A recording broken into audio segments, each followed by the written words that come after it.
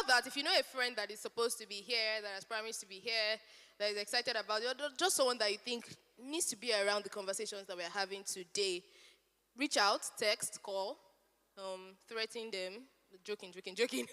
But I mean, just reach out to them and let them know that they should be here. Okay, so right about now, we're going to be just standing up and playing this game and finding somebody. I mean, first person to fill every single thing on this list gets to win a prize. So we have about 5 minutes.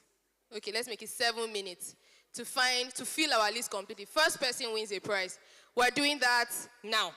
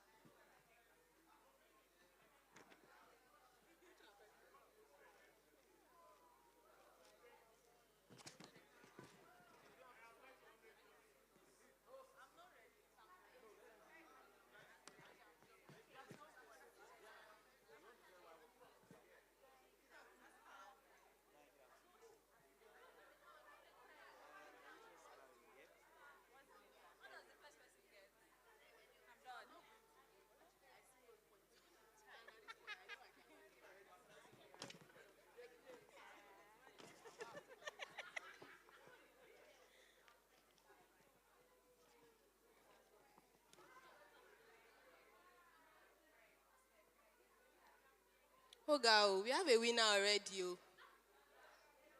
Just like that. Did you cheat? Who are your winners? Come and prove it. Taiwo, is it true you post? Who is Taiwo? Taiwo, did you really post on LinkedIn this week? We have a winner, but it's very strange because that was too fast. Ime, did you really? Okay, yes, it's true. Ime did. Okay, Sylvester, did you really negotiate your salary? Now, wow. Okay, anyway. Everybody celebrate Uchechi for winning this game. Please clap for her. Sorry. Don't be angry. Did not come early. Everybody clap for Uchechi. Clap for Uchechi. And clap for, give Otito a side clap, like 2 fingers on your hand. Okay, Uchechi, we're going to bring your gift to you. Yeah, so Uchechi has won. Very fast. There's no person. I did not plan for you. Don't be angry. We're going to give you your gift, Uchechi, shortly. But right about now, we are going to be having a welcome note from our project manager, Esosa. Is Esosa in the hall? Okay. Doing, can someone please get me Esosa? We're supposed to have a welcome note from our project manager, Esosa, right about now. But it seems she's not in the hall. So while we wait for her, can we please have some music? And she will be with you very shortly.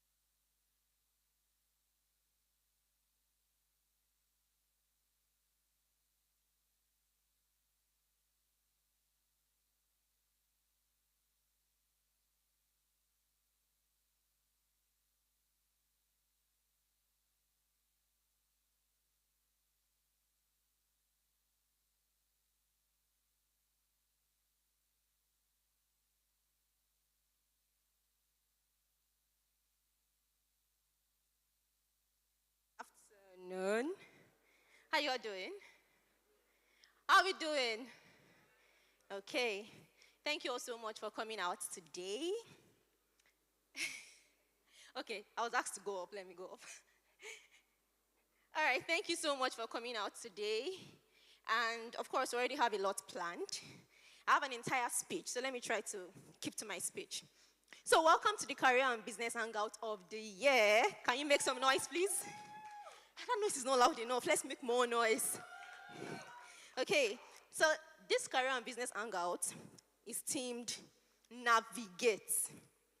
Every single activity, whether the educative part or the fun one today, was curated to help you and I navigate our career and our businesses, or career or businesses, whatever it is that you fall under, right? From the meticulously selected panel speakers to Jobber Man being here today, and the conversations you'd strike during networking. You got that sheet at the door, right? That would help you ask people different questions. So that's like a conversation starter. In case you don't know what to say, we've already helped you like half of the way. You just continue from there, okay? This trade fair and networking fest will be one for the books in a long, long time. And I will ask you that you stay till like 4 p.m. and you will get to see whether what I said is what it is. So we appreciate you for being in the room, for being here, for being present. If you need anything, you can see a volunteer close to you. There's a very fine young man standing there in brown shirt. If you need anything, just walk up to him and ask your questions. And I also want to believe that you got the trade fair memo, right? You can see vendors everywhere. So I hope you came Christmas shopping ready. Who came Christmas shopping ready today? Nobody. Ha. Please, who came Christmas shopping ready? Wow, no, I don't like this energy. Hoping the energy will get better over time anyways. So if you perhaps did not expect the vendors to be this equipped, you still have time to withdraw from your piggy vest or your piggy bank. Withdraw now and spend money. So you want to be here till 4 p.m. and because that's how you get the full experience of what we are going to be doing here today. Don't go nowhere. I promise you, you'll be glad you came out on a fine Saturday to attend this. Thank you all and welcome once again.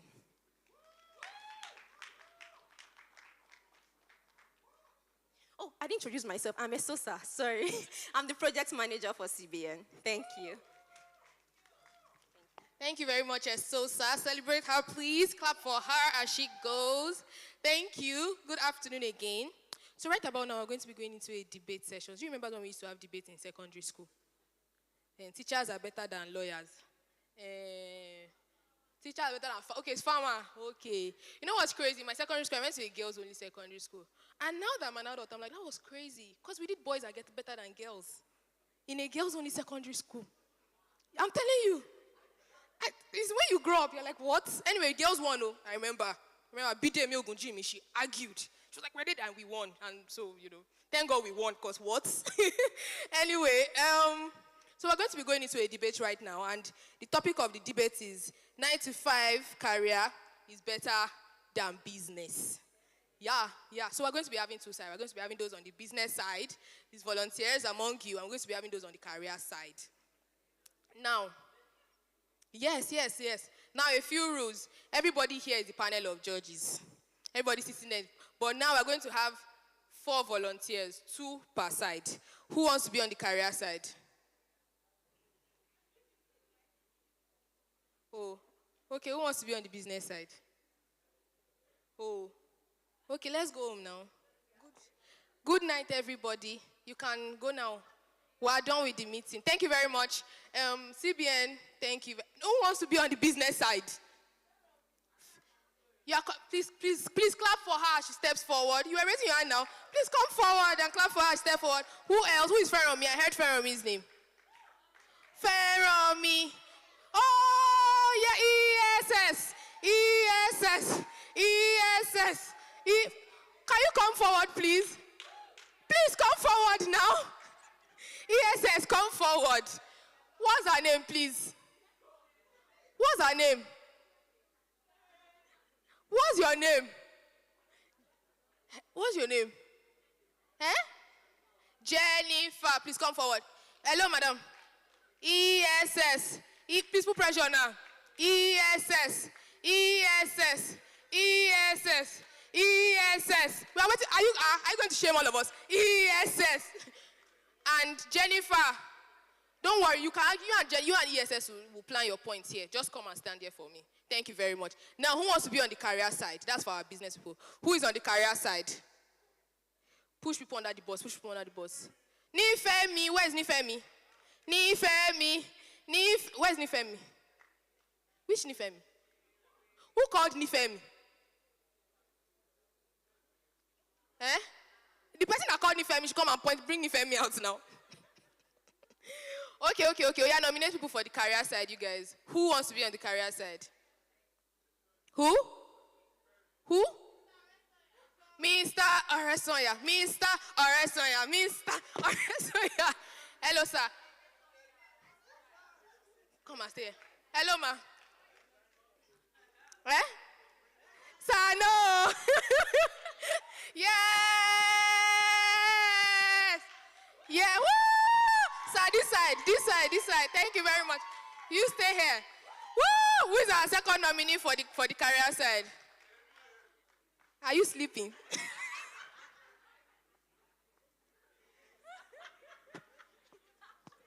I would have done, but I'm the MC. I have to be neutral. Eh? Am I what? I'm not. I don't even know what I mean. Anyway, yeah, soft life. Okay. No, we don't have that. We are low key. Who is the second person for career? Who are we nominating for career? You guys can start planning your point too. Who are we nominating for? Second person. Call someone now. Who is Nifemi now? Where is Nifemi? Who is the person calling Nifemi? Please call that person. That person should come and speak. Second person. I'll call someone, no? Shegun. Where is Shegun? Come and stand here. Thank you very much. Stand up for the champion. Woo!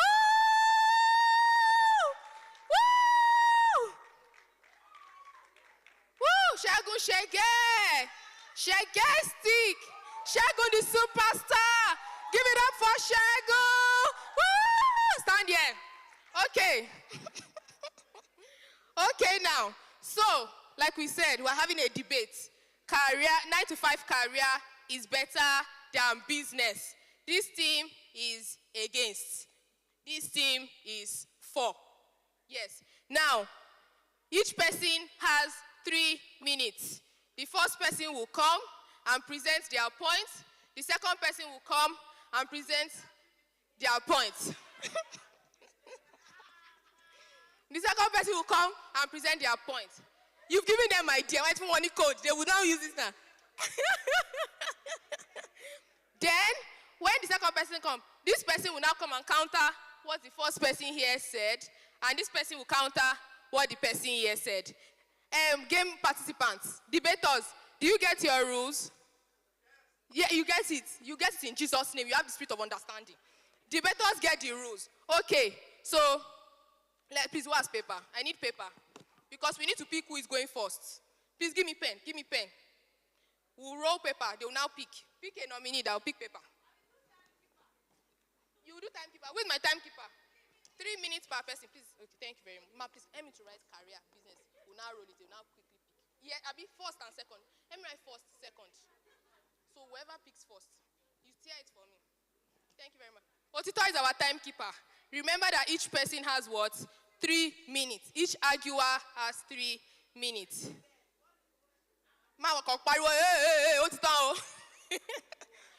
Okay, so yes, first. Thank you very much. Okay, so this is the paper. Who is going first? You people will decide. To know who is going first now, do you want to go first? Do you want to nominate yourself to go first? Oh yeah, hello, business people and ChatGPT users. This is it. Please pick a paper. Whoever has first will go first. Who told you that? Well, I'll go first.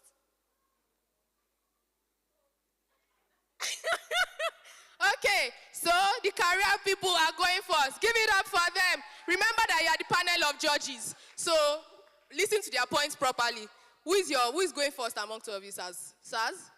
Hello, sirs. Who is going first among the two of you, sirs? Okay. Give it up for Mr. Resoya! Good afternoon, everyone. My name is TJ Sunami, and I'm okay here. If we climb the elevation will be too much. No worries. We just have a few points to destroy the other guys. So as I'm here to support the motion that a 9 to 5 career is way, way better than entrepreneurship. And I'll be supporting that with a few points. And I hope that at the end of the day, you would agree with me that you should get a 9 to 5 as you live here. So one of the reasons why I believe that a 9 to 5, and give examples, is better than entrepreneurship is the fact that you have financial stability and security. For an entrepreneur, you can wake up rich today, and before the end of today, you are broke again. You would not have such. Usually, you have something that is steady and stable. I'm not saying it's going to be a lot, but you know that it's steady and stable, and it means that you can plan around that. You can plan a future around that stability that you have. There's comprehensive benefit package. If you work in a 9 to 5, a proper 9 to 5, you will have health insurance that is taken care of by your company. For example, I'm on a health package where I work that gives me a benefit of $1 million every year in terms of health package. You will not get that as an entrepreneur, no matter how rich you are. Aside that, by structure, just by having that structure, you have something that your company is planning towards, your retirement. So by law in Nigeria, your company, your 9 to 5, would have to be contributing a minimum of 10% of your annual package into, a future pension fund. And of course, you contribute 8%. For an entrepreneur to enjoy that, they have to be very deliberate. For a 9 to 5, and unfortunately, because of the instability, they can decide that, oh, I want to be putting money into a pension fund now. And then something happens this month, and they're like, pension fund. That one is still like 10, 15, 20 years.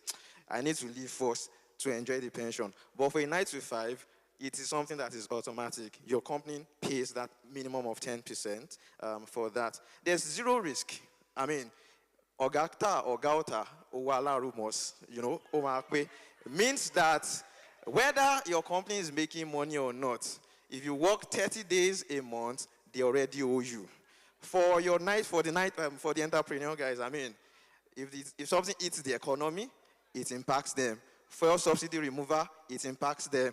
FX, it impacts them. Everything in this world will always impact them. If Trump says something now on Twitter, on X, and it goes the wrong way, it will impact them. But it will not affect your salary if you are working in a 9 to 5. Your MD will not just wake up and say, because Trump said something. All right, I would leave this for my colleague to finish up. Clap, clap, clap, clap, clap, clap, clap. When you called it to do it, did not do it. Clap for him. Thank you very much. Okay, our business people, who is going first? You look...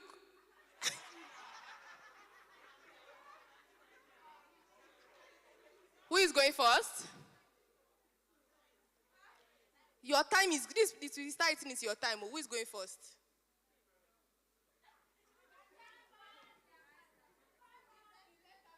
Ten, 9, 8. You have 7, 6, 5, 4, 3, 2. Thank you very much. Am I staying here? You can stay anywhere you want. Okay, good. Hello, everyone. My name is Jennifer, and I am... Is he against? Okay, I am against the motion that says 9 to 5 is better than business. So, okay, 9 to 5 is better than the business side. Okay, entrepreneurship is better than 9 to 5, yes. So, for the business, we have some few points, and the number one is for a business, for an entrepreneur. Entrepreneur, yeah? Sorry. Okay, you'll be able to learn some skills in terms of growth, sales, finance, marketing. You are forced to learn these skills to be able to grow your business. Okay, my opponent talked about weeks in 9 to 5. I could imagine a business that, like a business, or let me say a 9 to 5 work that grows, then they go bankrupt. They have to sack a lot of people from their company. So for a business, you'll be able to, like when you are into business, you'll be able to generate a lot of income from yourself, like go into products, like and partnership, a lot of things to make you grow. Also, for a business, you'll be able to learn, yes, leadership, one of them. Thank you very much.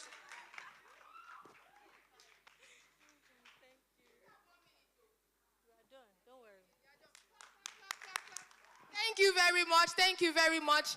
Now we're going back to the business, to the career people. They are going to oppose the points of the business people. Here you go. Hi, everyone.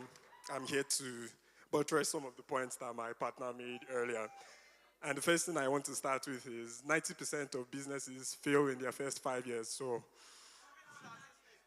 if you really want some security, like my partner said earlier, the 9 to 5 is the best way for that. And with a 9 to 5, you have clearer metrics of success because you can know that 2 years ago you were an assistant or associate and now you're a senior. If you run your own business, no one is promoting you. You just own your business, and yeah, you cannot really tell metrics of success from that. Um, a 9 to 5 gives you better work-life separation because you know that once it's 5 o'clock, you are done. In some places, anyway, you can go home and improves your mental health. But if you are a business owner, if you don't sell by 5, you may consider waiting till 6, and then by 7, and you're like, today we are not selling, and then you start thinking of your life. Meanwhile, 9 to 5 has eaten dinner and gone to rest. So also, if you have a steady source of income as a 9 to 5 owner, you can fund a business which is much structured, much better, more reliable than hoping for sales. You know you have a steady source of income, so you can use it to fund your business. So the 9 to 5 is the wiser option in that case. Right. Also, entrepreneurs need a 9 to 5. They cannot, like, there's only so much you can do. After some time, you would eventually need someone to work 9 to 5. So if the people on that side eventually need us, is there a reason for this debate?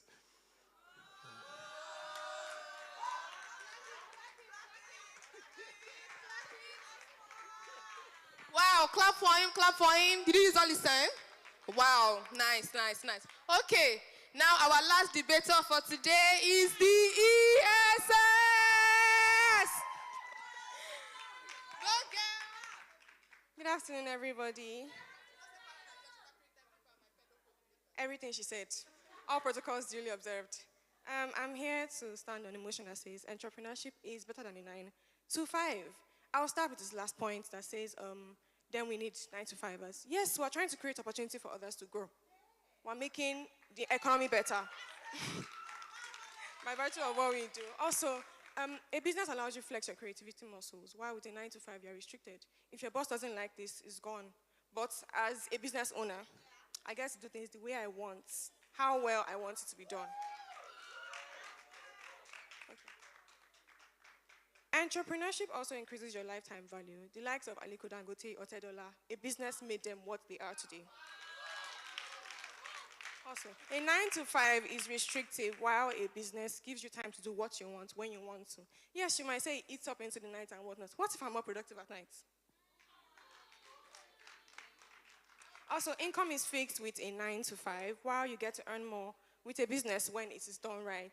You pay me based on my value, not based on hours. Thank you. Clack it, clack it, clack it, clack it, clack it, clack it, clack it, clack it, clack it. Okay, that was a fun debate. Now remember that y'all are the panel of judges. So it's going to be based on your screams that we're going to be discovering the winner. So how we're going to be doing this is that, first of all, the teams will win. Like, who won, first of all. Then who is the best debater. So do you understand what I'm saying? We are doing who won, who is the best business debater, who is the best career debater. Do you understand? And there's prizes to be won. Ma? Oh, okay. We are all winners in Christ, actually. Generally, we are all winners in Christ, right? Oh, you're not I'm a winner in Christ, though. Are you a winner? In the Lord Jesus. Exactly. Okay, so let's go. Let's go. Who went first? They went first. Okay, if the business... Oh, they went first. Thank you. Thank you. I forgot. Okay, the career people went first. If you think the career people won the debates, let me hear you scream. Okay. Thank you very much. You heard the scream, oh. If you think the business people won the debate,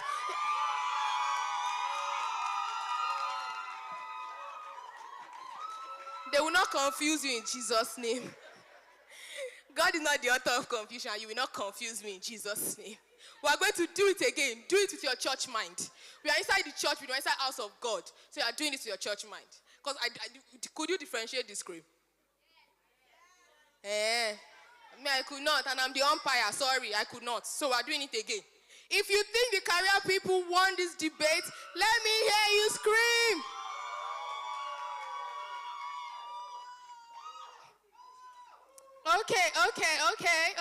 Okay.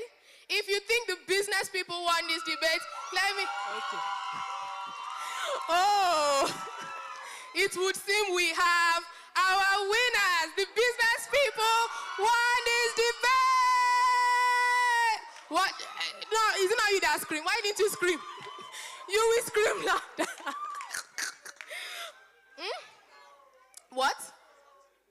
Is how Tinubu won the election? Sorry to you. I'm sorry about it. Life is not fair. Okay, so we have this book for the best business debater. So between the two of them, you are going to be deciding for me who the best business debater is, and they are going to be... Sir?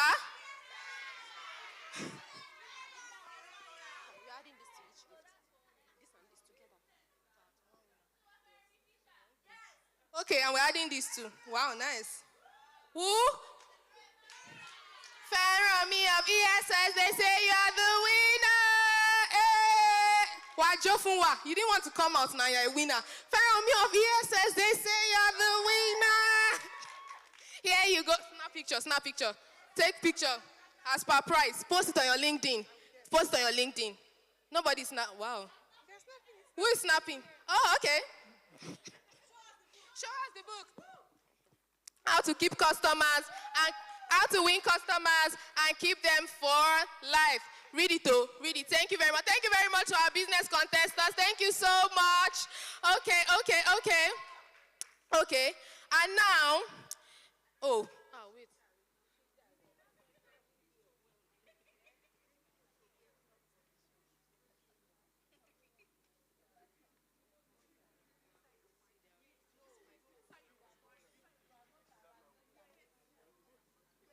Sorry, the business person has a gift, though. They are going to bring it down. I'm so sorry. I was supposed to give it to her. But would give you your gift. But now, for the career people, both of you are getting the same gift, but even though we'll still find the winner.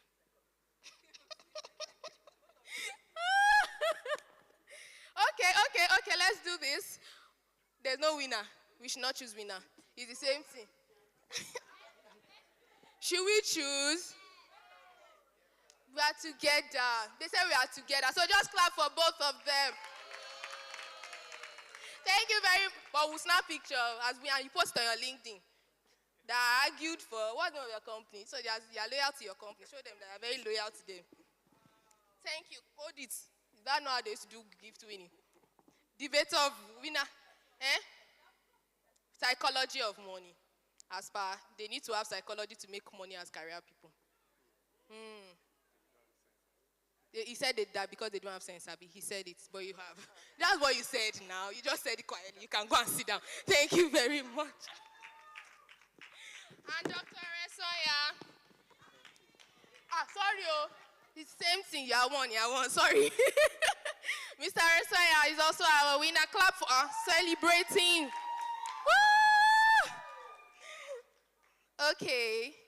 Thank you very much. Please, can I have the gift for the... Okay, sorry. And also, Uchechi won our icebreaker games. Uchechi, where are you? Clap for her. Celebrate her. Here you go. Here is your gift. Thank you very much. And picture. What's it? No book.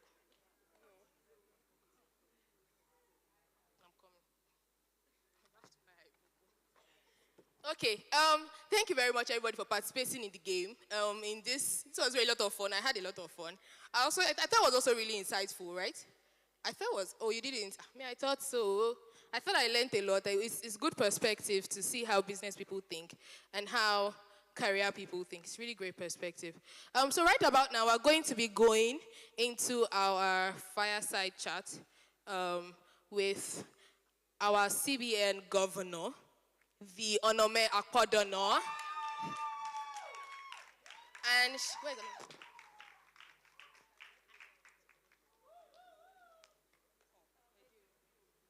She's not here yet. Sorry, but you clap very well when she comes. You clap very well when she comes. Let's see. Let's see. While we wait with her, we're waiting for her book. Once we get her book. Yes, your book is coming. That's why we've not yet. Sorry. Once we get your book, that's now picture with you. Yes, thank you very much. Okay, so while we wait for Onome, who wants to do a pitching battle? Who wants to pitch their business, what they do, in about 2 minutes, 1 minute speech? Who wants to have a 1 minute speech? Don't want to talk about your business.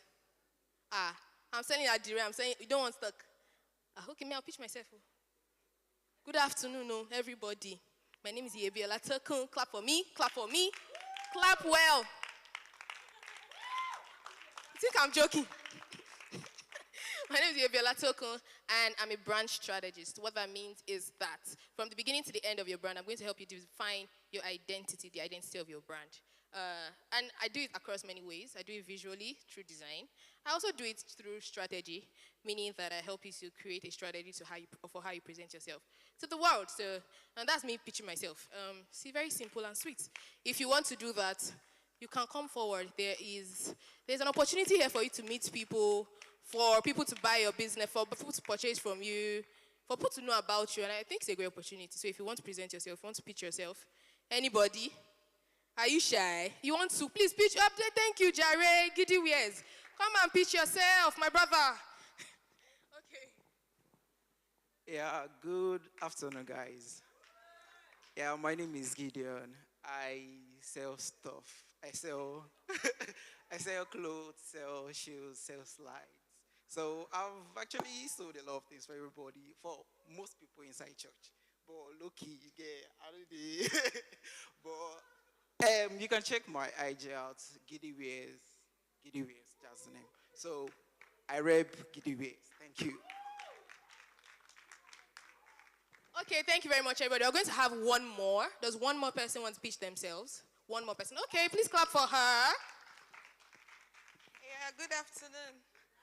I'm Adenike. I'm the face behind Nike Jewelry and Accessories.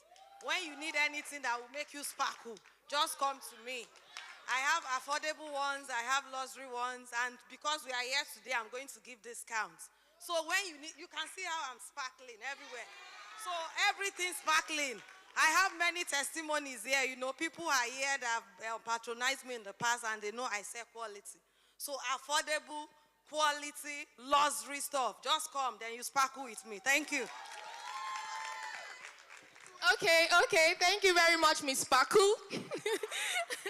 Okay, so right about now, we're going to be calling Onome for the panel session. Onome. Okay, so Onome will be inviting our speakers. Please clap for her. This is our CBN governor. Thank you so much, EB, for that warm welcome. Let me go up the... Thank you, everybody. I hope that you've been having a great time so far. Have you been having a great time so far? Okay, all right. So we'll get to our panel session in just a bit, and we'll be considering the topic, navigating money matters, because money is very important. So we're talking around scaling capital and salary growth majorly, and we have 3 awesome panelists here to help us with the conversation, okay? So I'll start with the first person. I'll read out his profile, and then it would come up. So the first person we have Ambassador Nimi Adegbite. You guys... You can do better. All right. Nimi Adegbite is a tech educator, entrepreneur, and creative leader passionate about redefining digital education in Africa. Is the founder and CEO of Survey Academy, one of Nigeria's fastest growing edtech platforms, which has trained over 2K learners across skills like product design, data analysis, cybersecurity, and software engineering. He leads Dixor, I hope I pronounce this right, anyway, a brand and creative agency, and drives impact-focused initiatives such as Servi Teens and Servi Africa, empowering teens and undeserved communities with future-ready digital skills. Is also the convener of Tech Servi Fest, a major youth-focused tech gathering in Nigeria. Nimi's work has earned him several recognitions, including the African Emerging Leaders Awards, the FCIML Fellowship, and his investiture as an ECOWAS Youth Council Ambassador. In 2025, he was nominated for the Future Awards Africa Prize for Technology, a recognition of his growing influence in shaping Nigeria's digital future. He continues to build tech talent, support youth development, and inspire young Africans to stay winning in a fast-changing world. If your hands are not too busy, ladies and gentlemen, please welcome Ambassador Nimi Adegbite. All right, thank you. Thank you so much. All right, next up, we have our very own Anoluwa Okedero. All right, Anu is the CEO and medical esthetician at the Beauty Cognizant, a fast-growing beauty and skincare brand. She studied microbiology at the University of Ibadan and furthered her training in aesthetics at the Beauty Therapy Institute. She also holds a certification in branding from LVMH, which has strengthened her expertise in building and positioning brands. Beyond her work in skincare and aesthetics, Anoluwa is deeply passionate about entrepreneurship and business growth. She's also a business consultant who enjoys sharing insight on brand building, customer experience, and sustainable business practices, inspiring other entrepreneurs to thrive in their field. Please welcome Anoluwa Okedero. Let's keep it going. Let's keep it going. Keep clapping, please. Thank you so much. And lastly, we have a very special guest from the FCMB, Friday Nwokolo. Friday Nwokolo is a finance expert and the acting managing director, stroke CEO of FCMB Microfinance Bank, with over 2 decades of experience driving financial inclusion across Nigeria. With a career spanning finance, NGO management, product development, and microfinance banking, he has built and scaled initiatives that have generated billions of naira in revenue for multiple institutions. He has also managed major development projects, including a $2 million innovation grant and a $500K clean energy and financial literacy project, reaching over 150,000 low-income households. He's an advocate for innovation, digitalization, and sustainable impact. Friday has trained more than 25 microfinance practitioners across Nigeria, strengthening capacity in agency banking, SME finance, agricultural value chains, and financial inclusion. He's a member of the Chartered Institute of Bankers of Nigeria and a Boulder Microfinance Training alumnus. Ladies and gentlemen, please welcome Mr. Friday Nwokolo. Thank you so much, sir. Okay, one last person. Okay, I'm just going to say. All right, thank you so much, guys. So I'll just walk you through how it's going to run. We'll have a conversation up here, and we'll have time to take live questions in between. So get ready with your questions. You'll get time to, ask any of them the questions that you have. Please let's milk this session really well, because it'll be great. Okay, welcome Nimi, welcome Anu, welcome Sam. I think first question I would ask you guys, which is more like an icebreaker. So with business and work and career so far, what is one big financial mistake? It might be funny or big that you've made. Like one, you're like, oh, I can't believe I did that. And it has to be money. Okay, so who wants to go first? There are mics right beside you if you want to go first. No one wants to grab the mic. Wow, what a time to throw that in.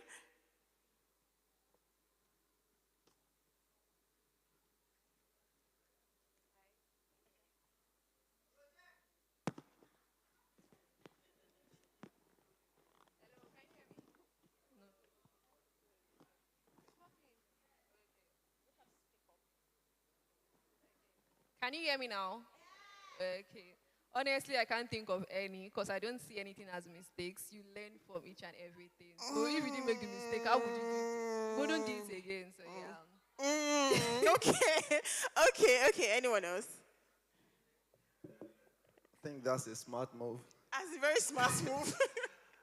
Okay, so I think what comes to my mind, my first salary, you know, straight out of school for 5 years, didn't have a job, was teaching, around, and then I get this first job.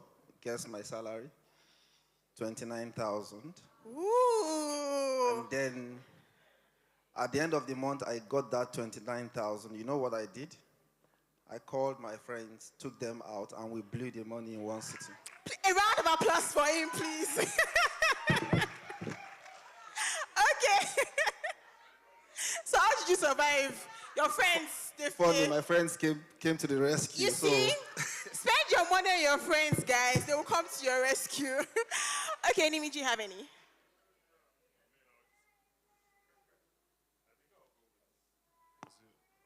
I think I'll go with what she said too, because I don't see any mistake. Whoever it is, I think in business, mistake is actually good, right? The earlier you learn, the better you become, like real quick. So, I won't call it a mistake, like she said. Okay, sounds aspire-ish, but okay, we'll take it anyway. All right, so just starting off with you, Nimi.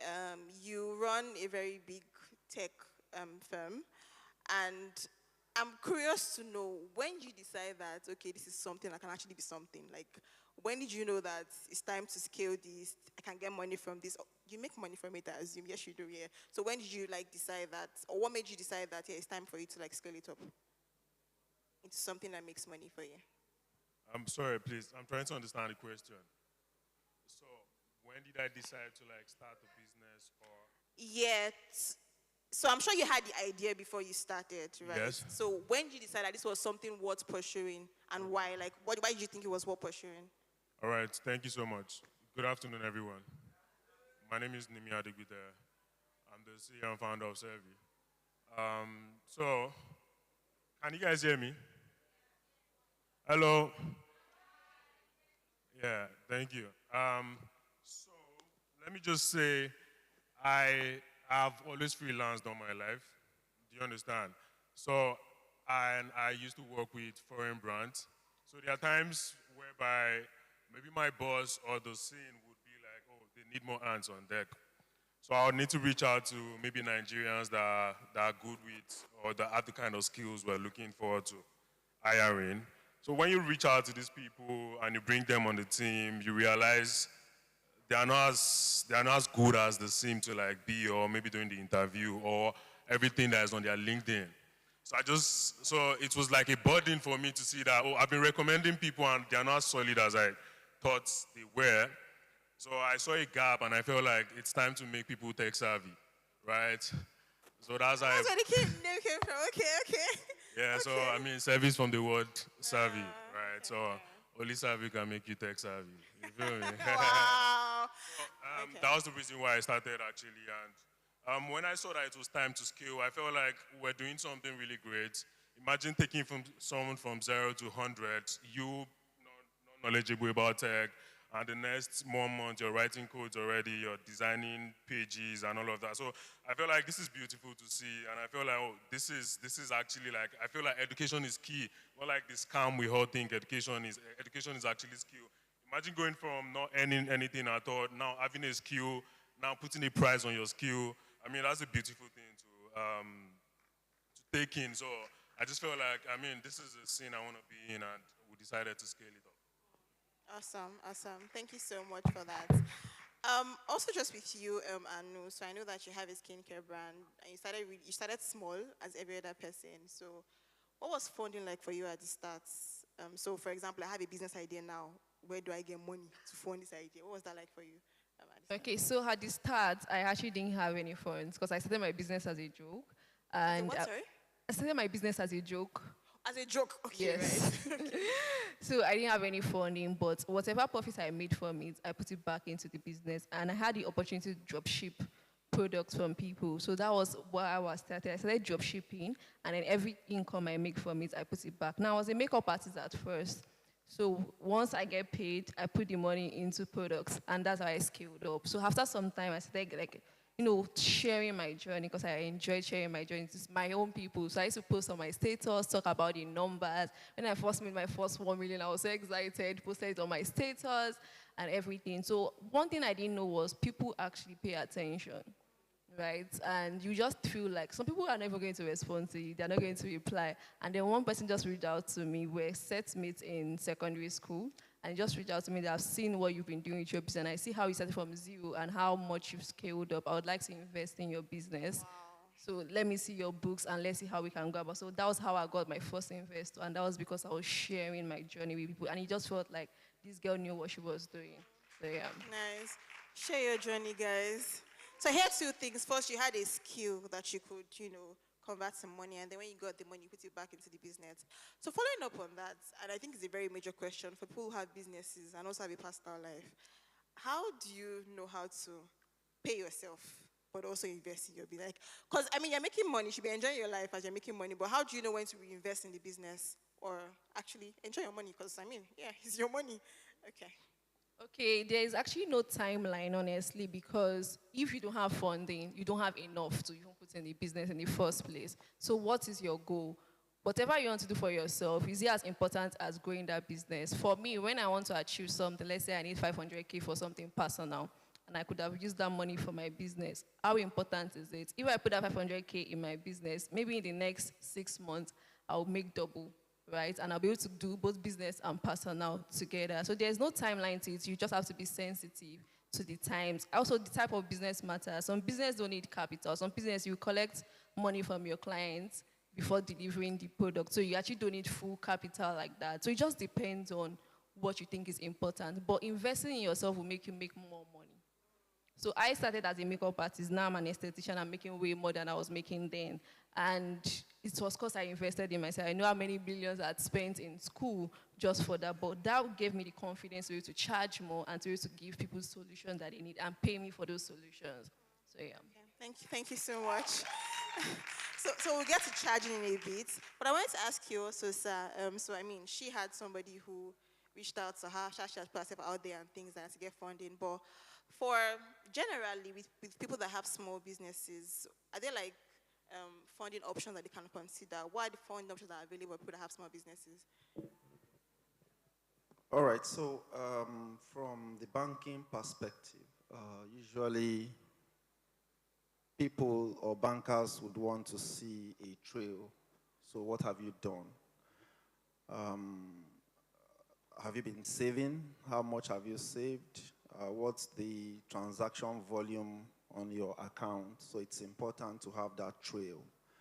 For microfinance banks, this set of banks are special banks that were set up by the federal government to assist especially startups and people who cannot afford to get collaterals. And I feel that young people like this fall into that category. And so basically, we want to know that you are doing something. We want to be sure you are doing something. Whether you are doing it in the digital space or you have a physical shop does not matter. What matters is that we can see a trail in your account that speaks to the business that you're doing. So there is money coming in and there's money going out. Nobody's interested in the account balance. Nobody's interested in what your balance is in the account. What we are interested in is the fact that something is happening. So once we see that trail, we can decide that we would invest in your business. Of course, we start small, right? So you could come and say you need 5 million or you need 2 million, and we look at the transaction volume in your account and say we are going to start with 500,000.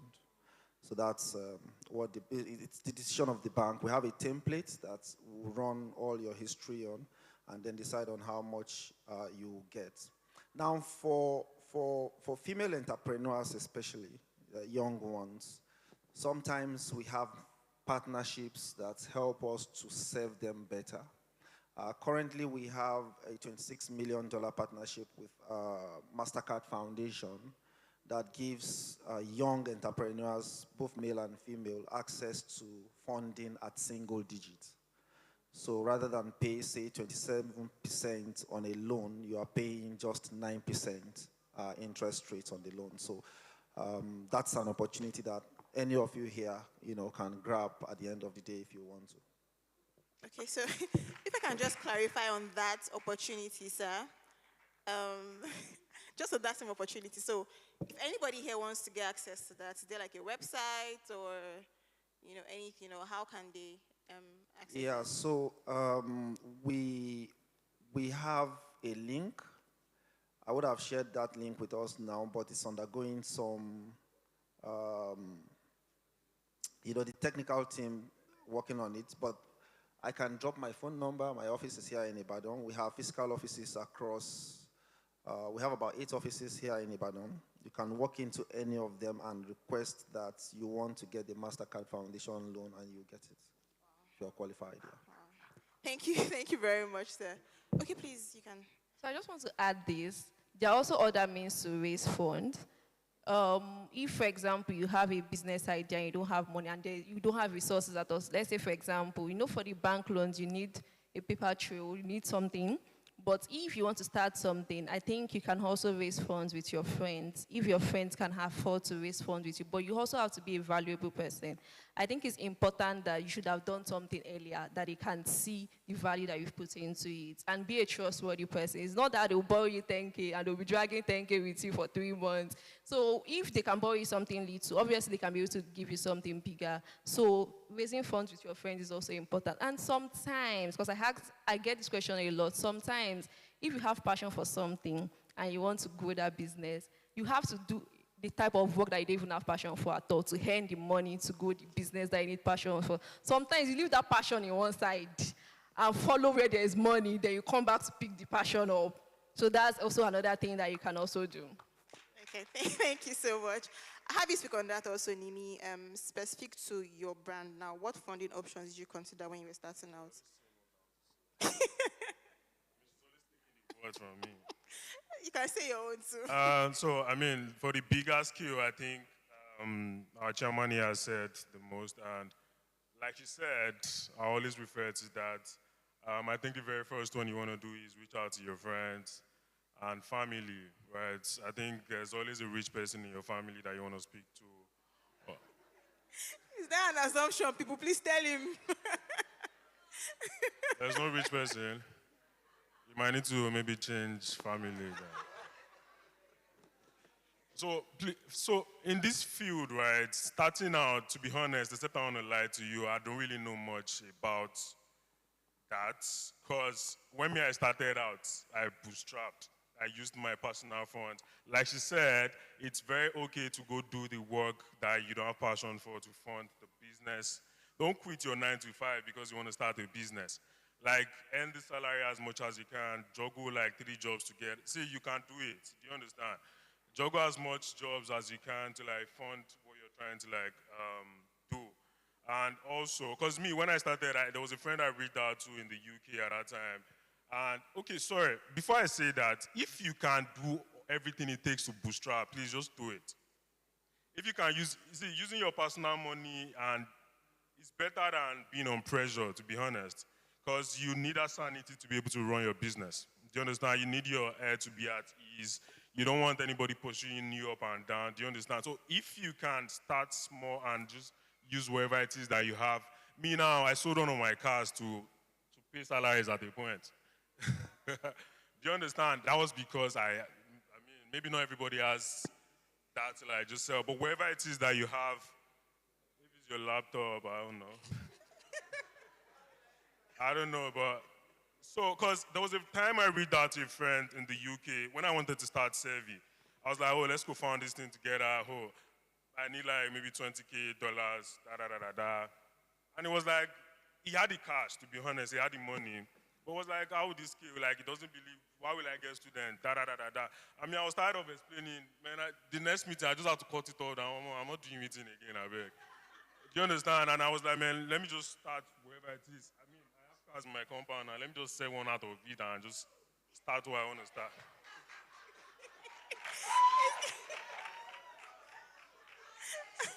And now, so, backing what she said about being valuable too, right? 6 months into Servi, this guy literally texted me because I did my first graduation in there. Then Tech Servi Fest 1.0, the first edition happened maybe 6 months into it. 3 months into survey, I got accredited by American Council of Training and Development. So, I mean, I did show too many working. So now I decide who I want to partner with. Do you understand? I decide the kind of money I want to take in. Do you understand? So I feel like bootstrapping, using your own cash, reach out to friends. It's better to hold your friend than owing one, owe your family than owing who you don't know. Do you understand? So like just try and show workings. Try as much as possible that the business you told people you actually need funding for, let them see like, oh, do you understand? Let them see that business and, oh, I should have invested in this. Do you understand? That way, when you reach out again, it's easier for them to believe in you. Because nobody will trust your ideas like that. I'll be very honest with you. It doesn't make sense to see results. Thank you. Okay. All right. So while he was talking, I think I'll have you answer that. While he was talking, he mentioned, you can do a 9 to 5 while you're doing your business, a lot of things. So realistically, I don't know, did you have a 9 to 5 when you're doing your business, and how did you manage both? Because we have just how many hours in a day? 24 hours in a day. So how can I realistically, like, okay, I have a 9 to 5, but I want to start a business, but I don't have time because I have a toxic boss that's always stressing my life. How do I start a business in a 9 to 5? So I didn't do a typical 9 to 5. When we were on ASU break at the point, I actually took a job, but the person was also in my industry. But I just wanted to learn the ropes better, and I didn't even ask for salary. That was how passionate I was. And I would say that if you have a 9 to 5, you just have to know that, okay, I'm sacrificing my time, my sleep. You don't have the same number of 24 hours like every other person.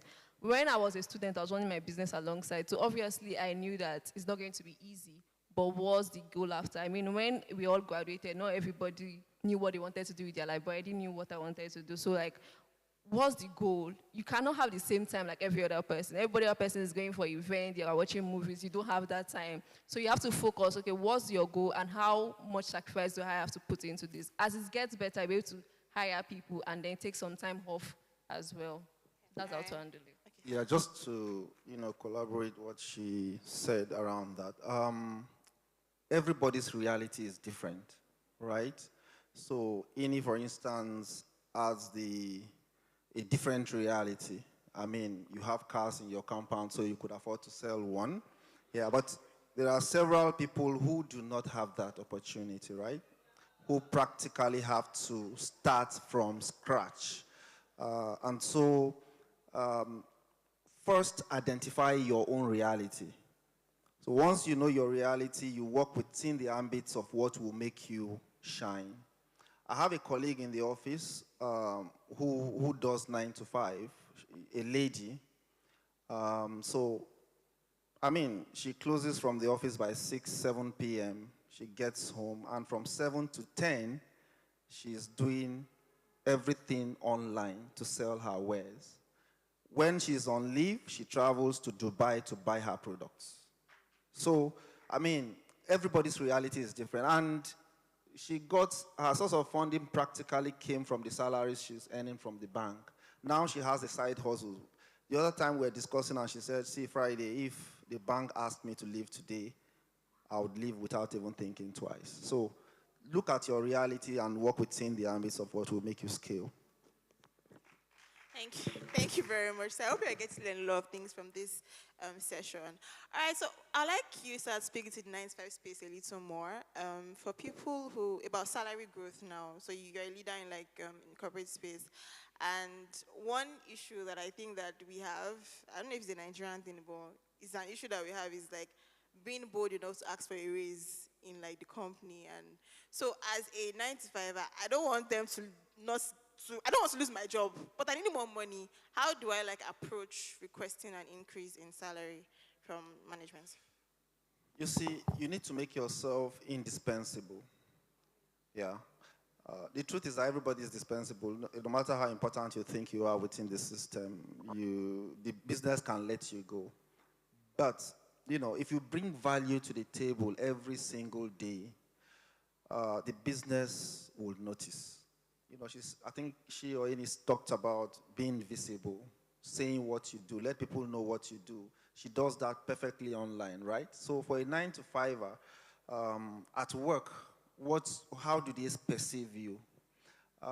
Just 10 months ago or so, there was a lady, Jumoke, who came to me then as a copper, and wanted to work. And at that point, I was looking for a PA. So I brought her in as an intern. And she had about 6 months left, for her NYSC. Jumoke is somebody that if you tell her to do one, she will do 1, 2, 3, 4, 5, And so it became practically impossible to imagine work without Jumoke. So as soon as she finished her NYSC, we gave her permanent employment. And I decided that, look, this girl is even, the way she thinks is far more than what the way a PA should even think. So recently we made her a strategy officer, within the system. And she is managing one of our projects with the International Labour Organization, which I think I would love to have a discussion with Ini about, because there are certain aspects of it that deals with digital skills. So make yourself very important, and then when you throw out that question around a salary raise, people will listen to you. Thank you very much, sir. Make yourself available. There's a Gen Z thing that I know that happens where it's like, I cannot stress myself, like I will just work the pay that you're paying me and move majorly. So there is this, just striking that balance between not being a walkover or like being like always there available to everybody, and also giving value. How do you strike that balance? Because now you mentioned a Jumoke who, according to Gen Z, she's just stressing her life, to be honest, and doing extra. So how do you like strike the balance, like being valuable, but also not being like always yes person that everything, it must be me, and I kill myself because I want to get a raise or something. So how do we, if you get my question. So it's difficult to answer that question, very difficult. In the workplace today, there are leaders who see Gen Zs as very unserious. Yeah, there are leaders who see them as very unserious. But I think that if you listen to them, if you bring them very close to you, you will learn a lot from them. There are a whole lot of things that these guys know that you don't know nothing about. There was a guy that we employed somewhere in Ondo, a Gen Z too. Bad attitude. Bad attitude. Come to work at 9 o'clock or 9:30, doesn't care about, so carefree. And this is someone that the parents practically begged, us to employ. And so at some point we needed to have that honest conversation, bring the parents, involve the parents in that conversation to say, look, if you want to get ahead at this point in time, you need to get serious. So usually I would say that, well, maybe do what you are paid to do. That's fine. And then you earn what you are supposed to earn. If you feel you can't give more, if you feel you can't make yourself as a solution provider, then I'm sorry, you might not grow. There are several other things you can do. Content creation is there on digital. Yeah. There is, is it Pella or what's it called? Yeah, Pella is making a lot of money, more money than I'm making anyways. That's what he felt like doing. So if you have that opportunity, fine. But if you want to start from 9 to 5, then you have to put in the work. Even for content creation, you need to put in the work to achieve what you want to do. Yeah. Thank you very much for that. I was really sorry. Okay, please. Please, I would like to add something to what my chairman said right now. We need to all understand that we need to clear the emotion of people are using you, right? You can only be used when you are useful, right? So. Woo!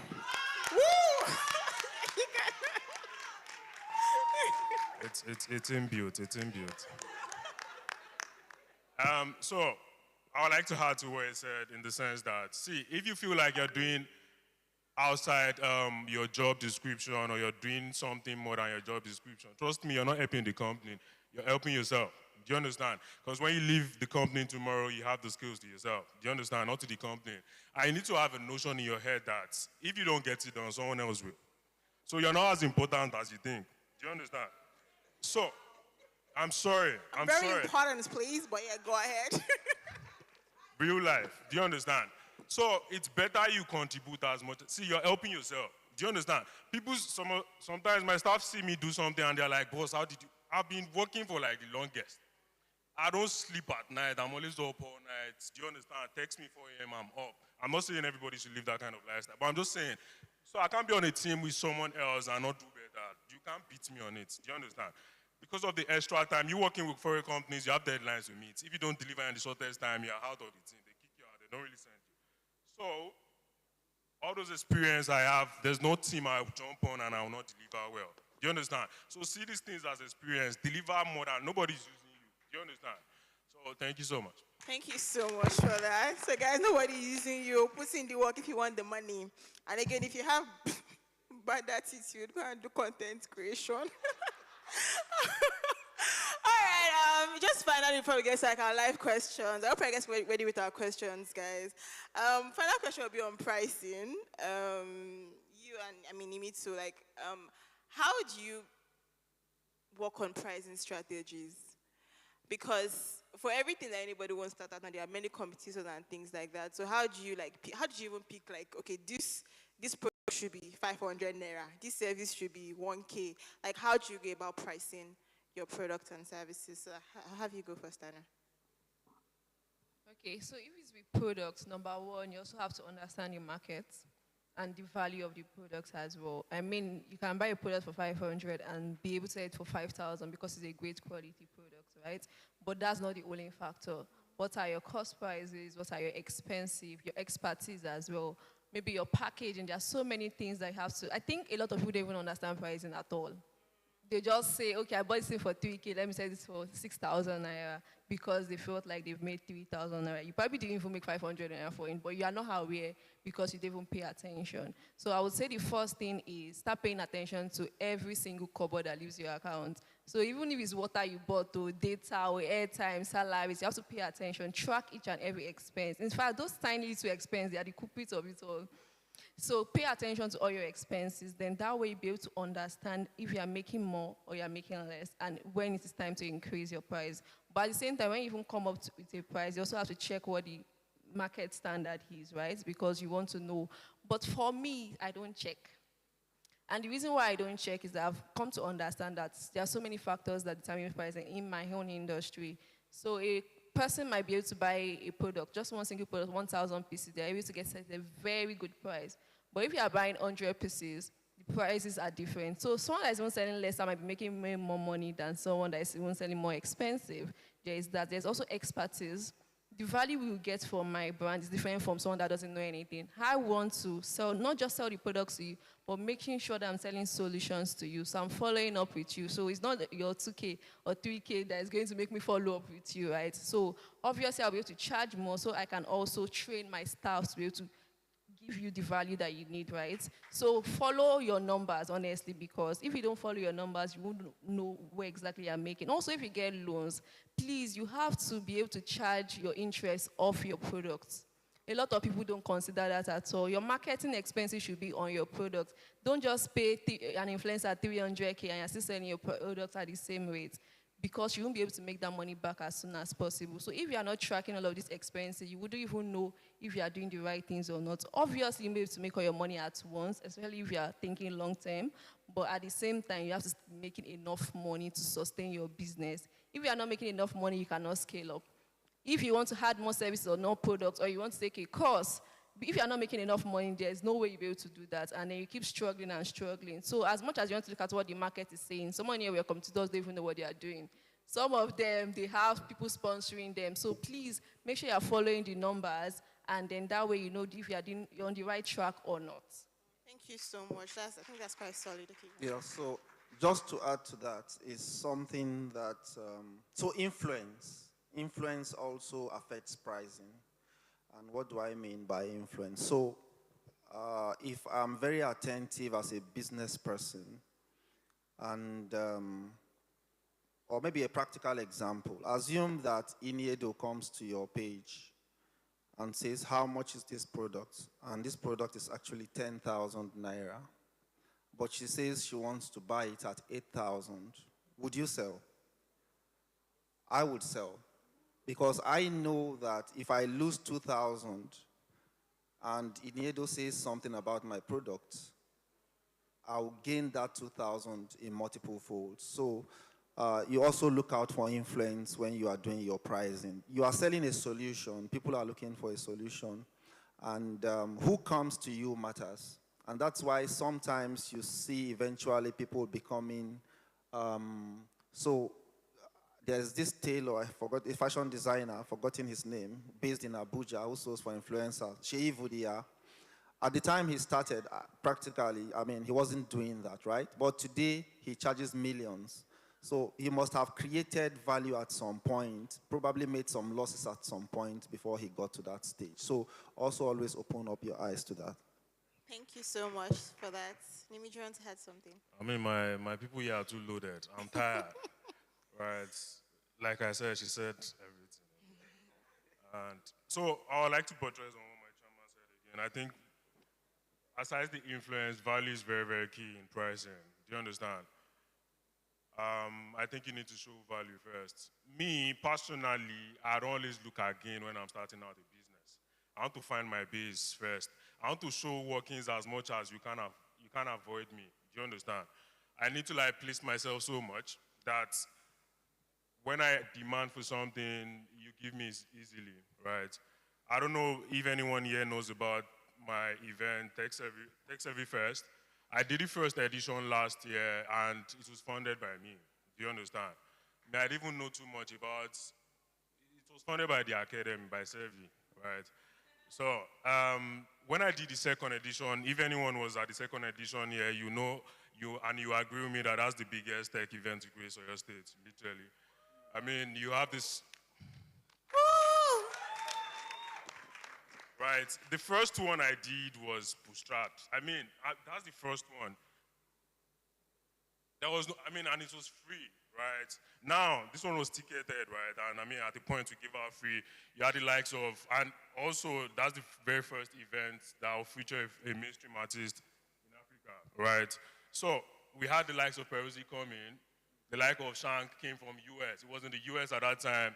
I mean, top people came around. Do you understand? Now, imagine I want to do 3.0 now. I might not even need to talk too much.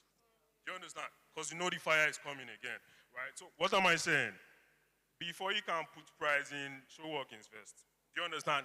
Make loss. Loss is part of business. Do you understand? You don't gain anything. Put your money back in. Do you understand? Like, let them know that, oh, this is Isholakwe I want to buy with. Make content. Let them create that emotions around your business too. Do you understand? Like my school now, service is the only place you want to learn tech. Do you understand? We were always playing. Like we made tech fun. Do you understand? You can't come to serving and it's all seriousness. Do you understand? You work in and the atmosphere is all, oh. Do you understand? You're writing code under AC and everything feels nice. Next moment, we're calling you to come and shoot content. Do you understand? So everything feels, so that way, this is the environment you want to be in. So like create that kind of environment around your business whereby when you even put a price on it, right? I mean, people will still dive into it. There was a time even our students were like, "Sir, can we have a level 2, this thing that will pay?" Do you understand? They don't just want to leave the academy.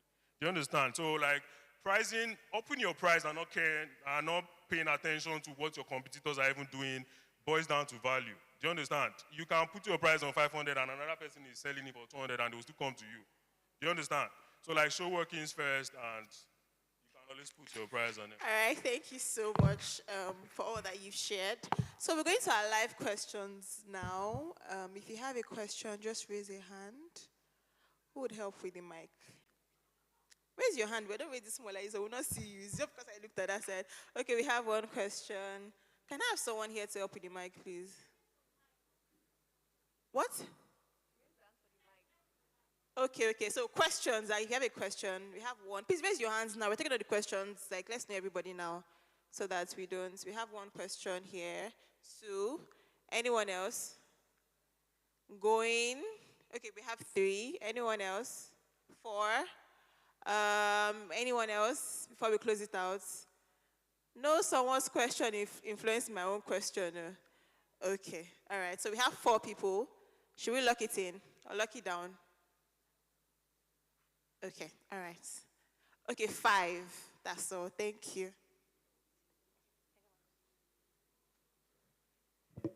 Thank you. So number 1 was Grace.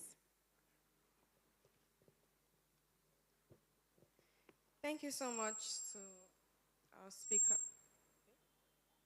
Our speakers. It has been very insightful. My question is for Anu. How do you balance your books in such a way that it's attractive to investors? Like they see it and they feel like, yeah, you're doing something right with it. I don't know. I had a feeling she was going to ask me a question. Okay, like I said, all your expenses, you have to track it down and, let there be like a receipt for everything. Because sometimes they would want to ask for, okay, what's the proof that you actually made this expense, right? And also, if you're working with people that actually already know you, your personality and who you are is also very important. So they know that you're an honest person, right?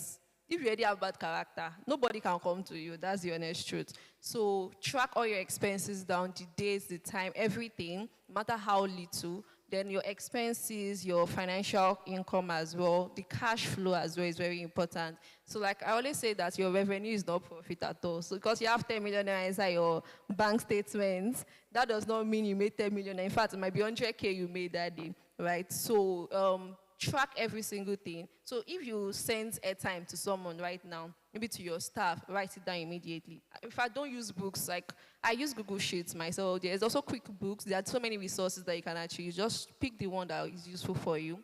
Bumper also does like expenses. So write every single thing down, both your income, but you're also spending. So I know you bake cake, so flour, data, airtime, you're paying an influencer, you're running Instagram at every single thing, track it down. Even your marketing expenses, track everything down. So your marketing expenses and the ROI has to be tracked. If you spend 30K on your marketing and you got maybe 30 followers, write all these things. Out of those 30 followers, how many people actually purchase from you? Do you understand? Okay, which of your social media accounts is bringing more income? Is it your Instagram? Is it WhatsApp? So all those data is very, very important because they even help you as a business owner grow. And apart from just investors, knowing your books, knowing how much you, both your expenses, your revenue, and then your profits at the end of the day, how much you made, it also helps you to know that, okay, am I pricing properly? The effort that I put in this month, was it worth what came out at the end of the month? Do you get? So yeah. Yeah, just to add to that, data is key, integrity is the other. I don't know how many of you watch Dragon Den? Nobody? Wow. Somebody behind. Okay, somebody behind. Please, if you have not watched it, type Dragon Den, watch 1 or 2 episodes. It tells you that investors are keen and they can see beyond what you are saying. If you lie with your data, they will know. They will catch you. So don't cook your books. Be honest with your books. And let them see the passion in you around what you do, and they will invest. Thank you so much. So guys, what dragons then? Okay, all right. Thank you very much for those answers. Second person, please. Think. Who's number 2? Hey, everybody, raise your hands again if you raise your hands for questions. Okay, someone here. I know you're last. You're on last, yeah. Thank you. Thank you very much. Thank you. Okay, thank you. Okay, I'll stand. All right. Yes. We are in the age of artificial intelligence, and there are some skills that will become eventually pure water in Nigeria and like in the world. Could you please just be a little louder? Oh, Okay, thank you. I said we are in the age of artificial intelligence, and some tech skills will eventually become like pure water, because just like I think before 2020, like web development, long before Wix and WordPress came in, it was JavaScript was like a big thing. So I need your insight to know what skills will eventually become useless, not useless, but eventually become irrelevant. You get, and what are the skills that we actually stay due to, regardless of artificial intelligence, if you get my question. I think you've Okay, steered the conversation okay, you don't, into, but do you want to speak to that, Nimi? Yeah. So I think he's asking, in other words, which skills are AI Yeah, I get at risk? Okay. I get it. I mean, I'll I'm not the controller of the universe, right? So I might not be able to tell you that, oh, this skill will be relevant or relevant. And that's why upscaling is good. Do you understand? Constant learning. Do you understand? Every other skill, even the WordPress, he said, is still in vogue. Me, myself, most of the times, if I want to build a website, I still use WordPress. Do you understand? So every skill is valid, right? AI is not chasing anybody off the scene. Do you understand? In fact, there are some companies online that don't even want you to use AI for anything. Do you understand? And whether you like it or not, there's an AI detector now. So the thing you use the AI for, they will catch you. Do you understand? So I think all of the AI buzz and everything is just an enhancer. Do you understand? It just makes your work easier. Do you understand? Maybe you're a web designer now. I mean, you can literally get content faster. It just makes your work easier.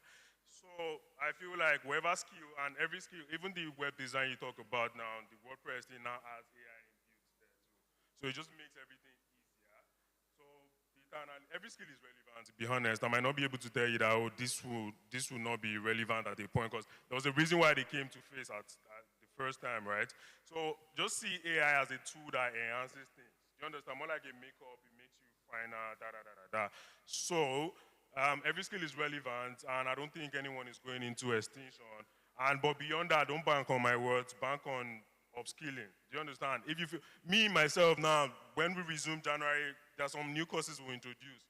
Do you understand? Our current courses, some of them we've revamped the curriculum, added a few AI things there. So it's just constant. I mean, change is constant, right? So you just have to keep upskilling and learning new things and all of those things. So Yeah, that's my thank you. candid Okay, advice. thank you so Sorry, much. I I have, hope you got.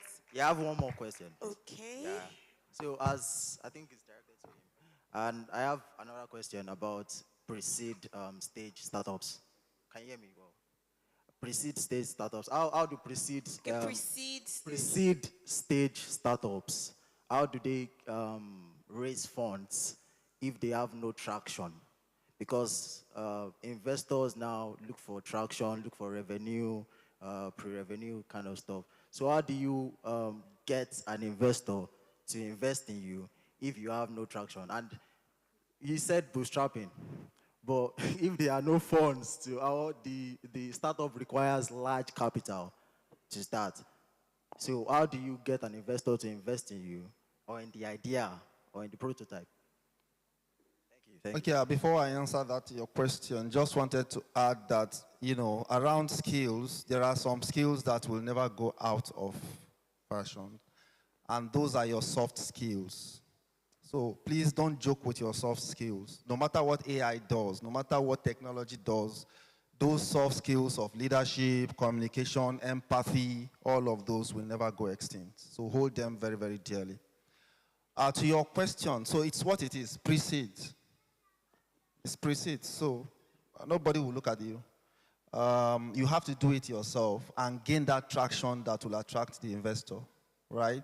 So he answered that question when he said, look for your friends, look for your family, sell your car, or maybe sell your house. Yeah. But you have to do something because, it's before you get the seed. And it has to be you or somebody very close to you.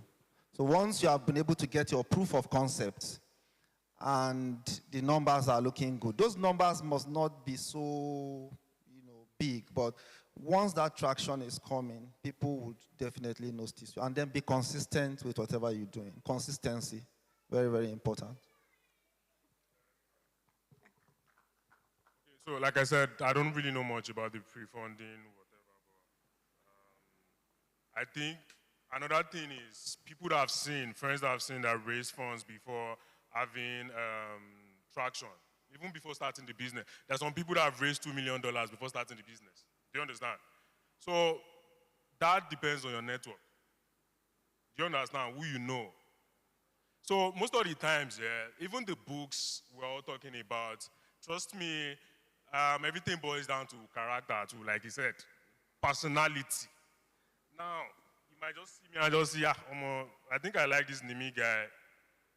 I might just say one thing and it's invested. Do you understand? Maybe because of the way I greeted him. Do you understand? Honor is key too. Character is key. Do you understand? You can just speak to someone and they just buy into you. You don't have to talk too much. Like they say, person will go help you, no go stress you. Do you understand? So you might just be that lucky. I've seen people raise $5 million like without, it's just an idea. Do you understand? It's just an idea, and it depends on your network too, like movie people that have done it before. Do you understand? You have to be in the circle of people that have done it before. Do you understand? Speak to like people that have raised before, or how did you do it? If they are kind enough, they might show you the way. The same investor that invested in them can invest in you too, if your ideas. So I think personality is really, really key. People I've spoken to have been like, most people are not interested in the 5 million that you said you've made in 3 months. You might just work in and you're talking to them and they might just like you. I mean, we're in the church, right? Pray too. I mean, pray for mercy, like favor, right? I think favor is key. Do you understand? It's neglect your hard work. Do you understand? Favor, you might just make you stand out. Oh, I mean, you've seen, like, I think you were the one that said, don't compare yourself with other people. They might have funding. Do you understand? The other businesses that you see that you think maybe you are sleeping with someone, I mean, it might just be someone nice is just funding the business. So you can't afford to, like, compare yourself with them. So I think personality is actually very, very key in raising funds precede. Because even if you're a nice person, that's when your family member too say, oh, mother Danny, do you understand? Or he's a good person, even your friends too. So I think investing in your soft skills, like you said, know how to talk. Do you understand? I've seen people that, even when it comes to getting job, you might be very, very good with the job, but you don't know how to express yourself. But this guy might be the best candidate. That's why I mean, if I'm employing, I don't really judge. So far, it has nothing to do with you communicating. Let's say you're a developer now. I mean, if you don't know how to communicate, I can still bring you up. But like, another person might not. So all those soft skills are really, really key. You might just know how to speak.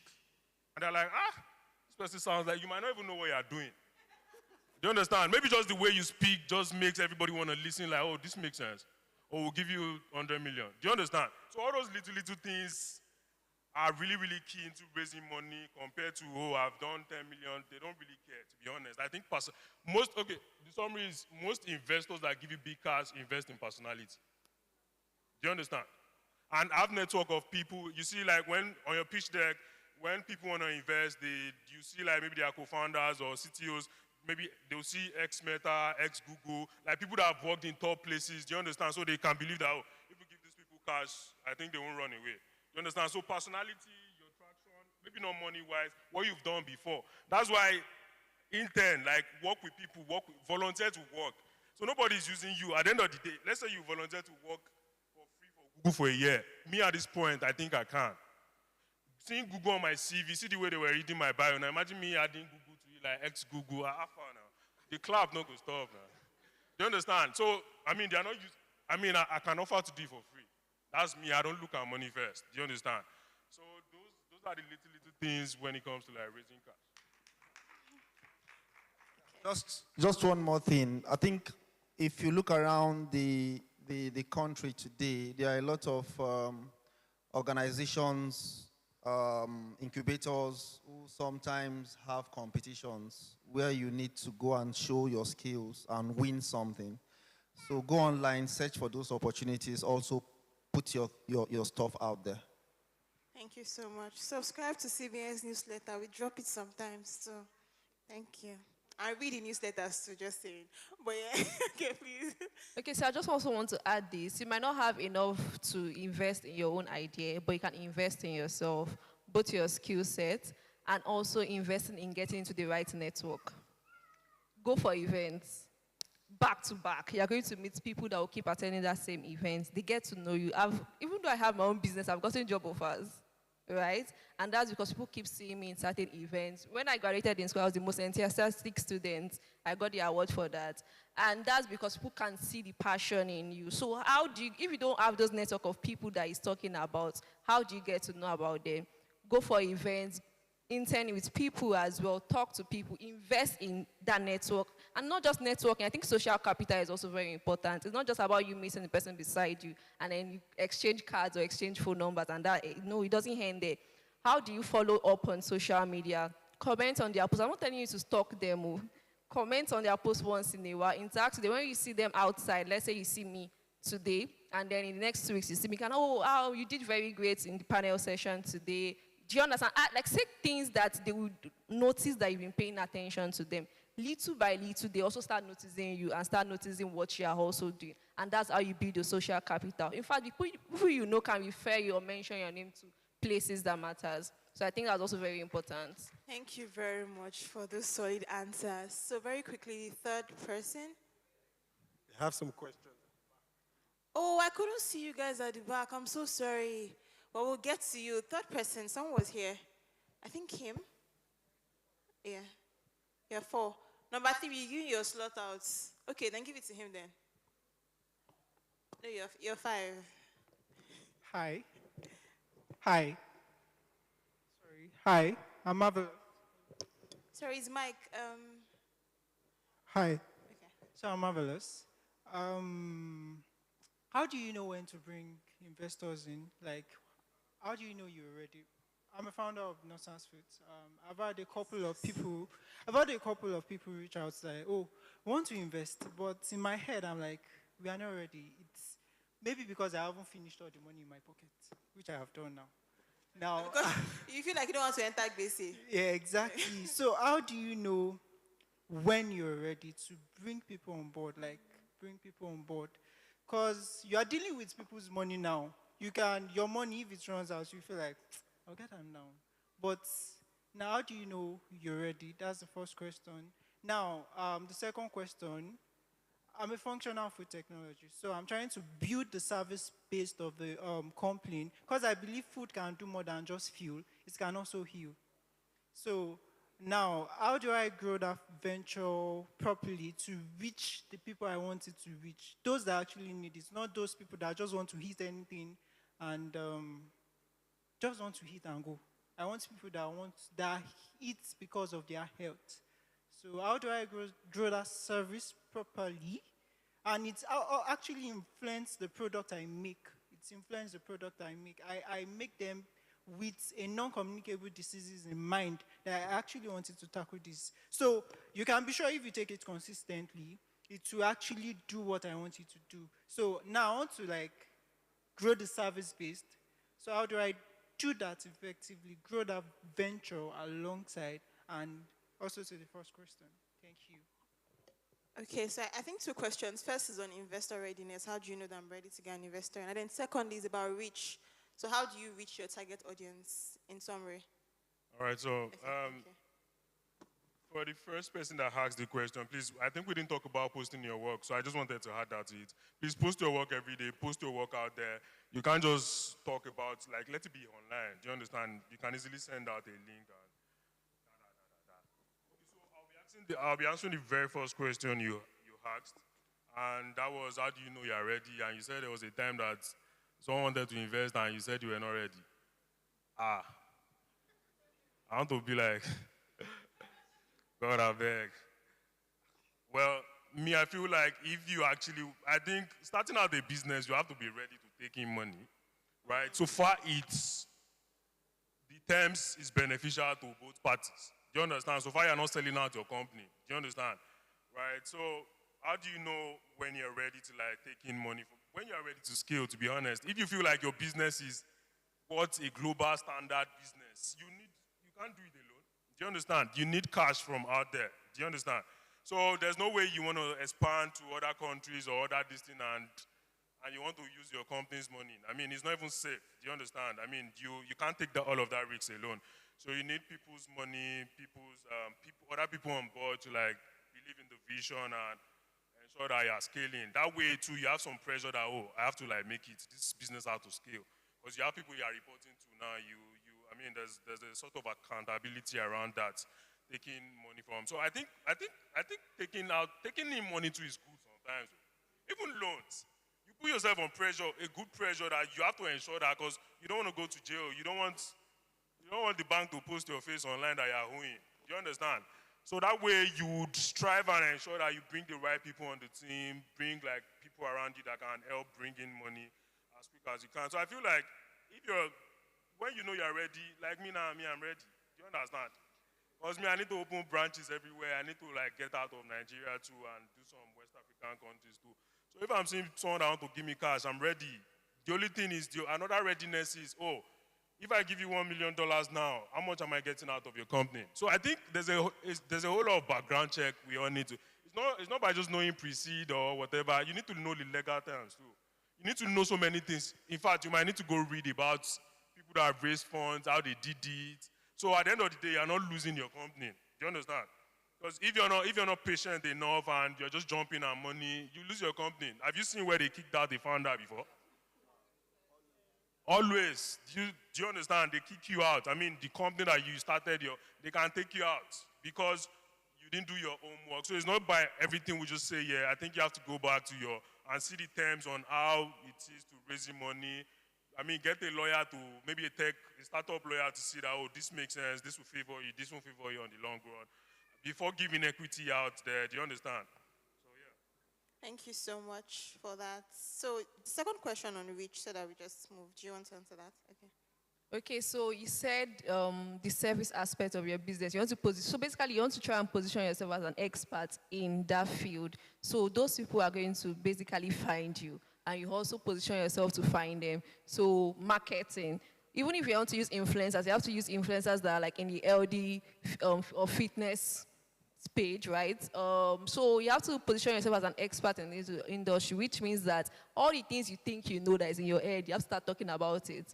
Yes, you might not have so much followers, you might not have so much likes or views, but those people that actually need your services will eventually find you. So you have to position yourself as an expert, or you also have to market as much as possible. Basically finding your target audience, and your target audience also finding you. Thank you. Thank you so much. I hope you got your answers. Okay, so the next person, I think that would be, okay, yes, there was somebody here. Huh? Esther, don't worry, it's coming to you. Please just make it as brief and as quick as possible. Thank you. All right, thank you. Good afternoon, everyone. My name is Oyinda Mola. I'm a web developer. So my question is, just like the story of Miss Jumoke, how do you know? Okay, I worked with some clients before when I was growing, when I was like in my early stage, and I charged them some amount, and they referred me to other people, and those other people still want me to charge that same amount. And I'm like, I've grown, but they're like, you gave this person this code, so why are you doing this? I'm like, it's not my fault. I've grown, and they are not understanding that concept. So, and then okay, when I give my clients codes, okay, this is what I want to build for you, this is the idea and everything. They agree, okay, they will pay this amount for it. But then when they start bringing in new features. I think I'm targeting that. They start bringing in new features. Okay, let's expand to this, let's expand. I very well can, but then this is what you paid for. But so that gives like a conflict of interest and everything. So I don't know. Thank you. Okay. Who is your question directed at? The last part is quite a thing, though. Like people wanting to. Okay. So I think you asked two questions, right? Okay, so for the first one, when you've worked for someone before and maybe their friends want you to charge the same amount, right?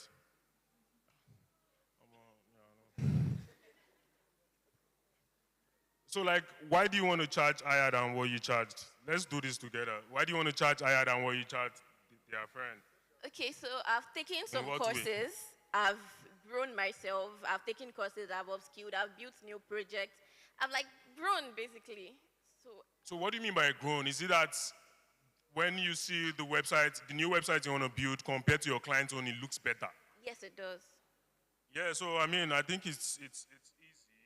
I mean, it might be tricky actually. Most of the times, if they've referred you and they said this is the amount, you might have to do it that way. Do you understand? And so far, see, when it comes to pricing, I was to say it. So far, it's still profitable. Me, I like work, so I might just do it. Do you understand? I feel like I'll just add it to my portfolio. As a web designer, you know you always need portfolios. Do you understand? So, and another thing you want to do is add add-ons. Do you understand? Okay, with these, I'll add SEO. Do you understand? This, like, do you understand? It's easy to even say, I mean, all these things are paid for, all these plugins are paid for. Do you understand? So it's easier for you to, like, add your own price into it. Okay, this, you have to pay for this, da. So add other things compared to what your previous client got. Oh, now this is what they do it. And you have to let them know too. Even domains and hosting and all, the prices, they are not constant. So you have to like show them all of these things that this is that you need to be able to show them that, oh, you need to buy this, you need to buy that. And I think a reasonable person will have to pay, right? Yeah. Okay, so another reason I'm actually adding to my prices, apart from the upskilling and the growth, is that I have a lot on me. So I actually want to like shelve, but then at the same time, I don't want to lose money. Yeah. You want to eat your cake and have it, right? So okay, that's where collaboration works in the creative scene too. I'm very sure you have another friend that wouldn't mind. Do you understand? When I was starting out, I had a friend that sometimes he passes jobs to me. He was in Lagos already. Do you understand? So like that amount was nothing to him. Me, I did school after I sent that my way. Do you understand? And then sometimes you can even still split bills. Or they will pay you 300K for this, send me 50K back, send me 100K back. So the work, since you know that you've grown, you have other people starting out that don't have the kind of clients coming to you yet. So you might need to like just have those kind of people, have a community of designers too. Do you understand that those work make sense to them? Do you understand? 500K might not make sense to you, it makes sense to them. In fact, 300K might be good for them. So you can make it a business. Do you understand? That's another revenue stream for you. Take the 200K, now 250K, I go pay you for this thing. It's normal, do you understand? I already told you about my friend. If he gives me this amount, I'm okay with it. I'm still in school. His renting out is in Lekki already. My own house rent, how much is it? So it's okay for me. So at every stage, identify what you can. If you're trying to push work away and you have someone that can take it up, just pass it to the person. Do you understand? So. Yeah, and also to add to that. So, I mean, have conversations with people, right? So I'm charging you 200,000 and I've done a perfect job. You like my job and I'm asking you to refer me to somebody else. I can tell you up front, please, when you are referring me to the next person, don't say it's 200 because I just charged you 200. That's not the fee. So conversations too can help. Thank you very much for that. Esosa. So how many people do we have at the back? One. Okay, so Esosa, then that person, and then we'll call it around. Thank you very much, and thank you so much for the knowledge sharing so far. So my question is around, as somebody who organizes events and wants to proposition banks for sponsorship, because I've propositioned a good number of banks, but I've really not gotten a response from any of them. So maybe there's something I'm not doing right. So since we have somebody from FCMB here, I want to hear directly, what do I need to do? Or, okay, what does an event planner? Now, this is not just any kind of event, events that, okay, then let me say aligns with the values of the bank. Let me just say, what are the kind of events that you sponsor? What are the things that has to be done? When is the time of the year to reach out that one could be able to get sponsorship? When is the time of the year to reach out that you get audience from a bank? So, that's tricky. But if you want to get money from the bank, I think between October and December, that's the budget cycle. That's when the next year's budget is being worked on. So you can approach in October for something you want to do June the following year. But it's difficult to get sponsorship from a branch, right? It's very difficult to get sponsorship from a branch. You have to get to the head office. And for you to get to the head office, you need to know someone. And I think that's where networking is very important. So if you are a PR person, if you are into adverts, communication, branding, and all of that, who do you seek out for on LinkedIn? So when you go on LinkedIn, look for the same set of people, but those who work within the banking space. So make them your friends, comment on their statuses or whatever they post on LinkedIn, reach out, networking events, wherever you find them. If they announce that they are going for an event in Lagos, go there and talk to them, try to reach out to them and make them your friends. Basically, people would attend to you if there is some form of personal relationship. I mean, how did Onome get me to come here? It's through relationships that you create online. This is the first time we are meeting in person, but we've created some kind of understanding online. So don't take that for granted. Technology has made it very easy for you to meet somebody in US from here. There's this Nigerian who started this cycling from Lagos, say he's going to US or something, a Minikus or something, I can't remember his name, from Benue State. And for every country he arrives in, there are Nigerians already waiting for him.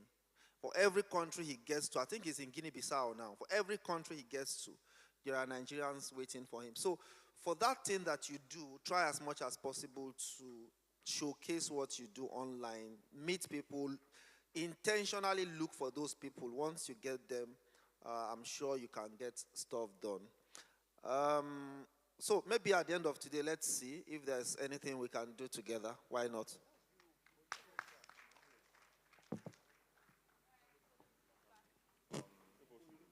Last person at the back. Yes, so I'm just going to collate everybody's questions and summarize this into two. Okay. Yeah. So the first question is a pretty straightforward one, and I think it's more directed towards the chairman on the right, wearing the blue native and a cap. Laid back chairman. Okay, on your right. Okay. Yeah, he knows himself. So the question is, what trend in the tech ecosystem excites you, and it excites you the most, and what do you think is overhyped? That's the question. Okay, do you want to ask the second? You got that right, Siri. Okay, the second question. Yeah, so the second question is directed towards, again, these are not my questions. I'm putting together everybody's questions. Okay. Yeah, so the second question is more directed towards, I imagine that most people here are, Christians and also business or career people. So there's always this contention when it comes to your finances as a Christian. Like one of the first things you want to do is pay tithe and stuff like that. And when it comes to business, fortunately for us in the climate that we are in, there is a lot of more,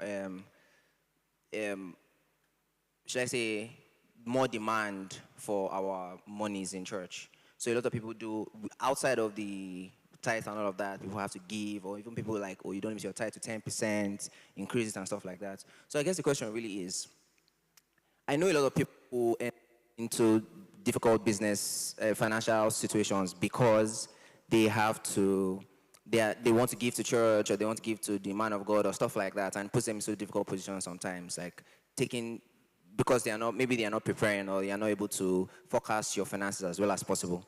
So I guess the question really would be for you guys, what advice would you give to young people who are starting businesses and feel that pressure? And this goes beyond church too. There's also black tax. There are different ways that, our pockets are reached into, So I would say, so what advice would you give in guarding your finances such that, sort of like as the Bible says, you don't give seed as bread and bread as seed or stuff like that. So what advice, or maybe what systems you guys have in place that you're able to still give to church and to places that you have to give, and still make sure that your business is growing at a linear or exponential rate? Yes. Hopefully everybody can give like a personal experience or a system to that. Yeah. Okay, so I'll have Nimi answer the first question first. Then. The question around what trend? Sorry, please. What trend in tech excites you? And which do you think is overhyped? What trend in tech excites you, and which do you think is overhyped currently? So I think I only answered the first part, and I think what interests me is, so tech is very, very broad. I mean, there are so many niche in tech. There's edutech, the one where I am in. There's fintech. There are other tech fields, right? So what excites me is obviously the field where I am in, right? And the trends I follow revolves around education. Oh, how do I make learning easy for my students? Automations, or what LMS. I mean, new updates on what makes my niche easy. What I would do to make me better than every other competitor. Do you understand? So I don't just follow the general trend. The system is big, and don't get carried away by, oh, this one raised $10 million, da da da da da. most of this money you get, most of them, the founders have not even collected it. So don't get distracted by, oh, this one just got $20 million. Some of them, they've only gotten maybe 500K out of the money. Do you understand? So it doesn't, don't just say, hey, this one just raised. Because I see a lot of people want to build tech products because they see the money fly up and down. You might just shoot yourself in the leg. So that's that. The trend I follow has to do with the niche I am in. I don't follow anything that has to do with fintech. That's not my field. So yeah. And which other one, sorry? What a question. I think I answered both. Yeah, you did. Thank you so much. So to the second question, maybe both of you will just answer that. It's like, how are you able to like manage your finances, business well with other things, black tax, everything you have to pay for in church, like all those side distractions. How do you stay true to your finances and actually like grow your business? Okay, so for the person that asked about paying tithe and money in church, I don't think you attend Sycamore. Because if you do, there's no pressure to pay any money except your tithe. Even tithes, there's no pressure, but it is based on, okay, this is what God has asked you to do. And if there's anything that comes up in church, it is if you are genuinely interested in paying. So maybe you should start attending Sycamore Church. Black tax, personally, I would say you also have to, set boundaries. I had a friend that got a job in Lagos she had a salary of 450K, and then she has never collected that salary. I parented told her to bring 150K out of it every month. And I was like, nah, you cannot do that because you have to build a life for yourself first before you think about others. Now, there's a saying that the richest man in a poor country would also be the same among them. So when you are working, I think you should first think about yourself. First build something for yourself. Think about investing, growing what you have. Both investing in yourself, investing in stocks, whatever it is to grow what you currently have. Because the more you have, the more you can be able to give. You cannot give out of the little that you currently have at the moment. So invest in other things and set boundaries. If it's only 50K you can give to maybe a family member, please stick to it. Because I also notice that if you are not someone that sets boundaries, people will keep coming over and over to you. And if, for example, it's your siblings, get them to work. You're also working, nobody should come and kill you. Right?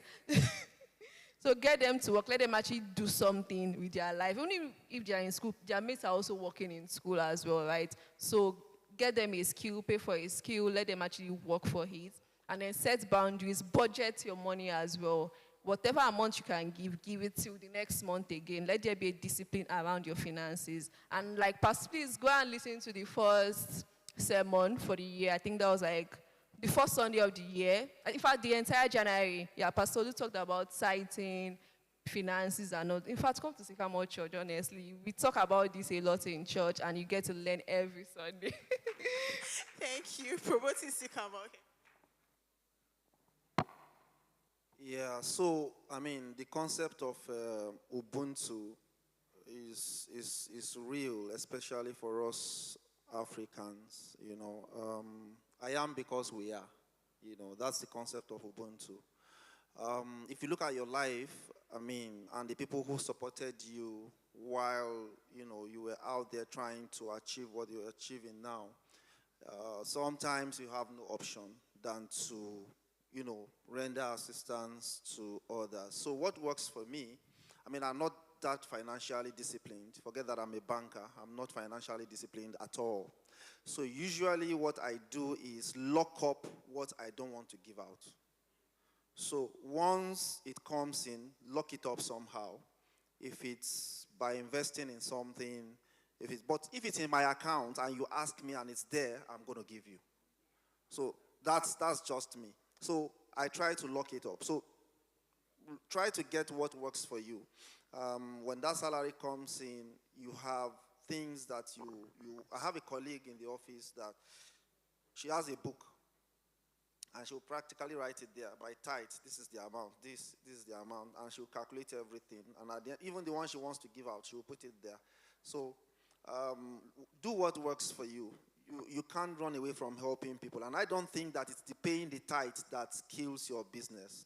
It's the not planning properly that kills the business. Yes, so if you are doing your own personal business as an entrepreneur, I advise you to pay yourself salary, no matter how small.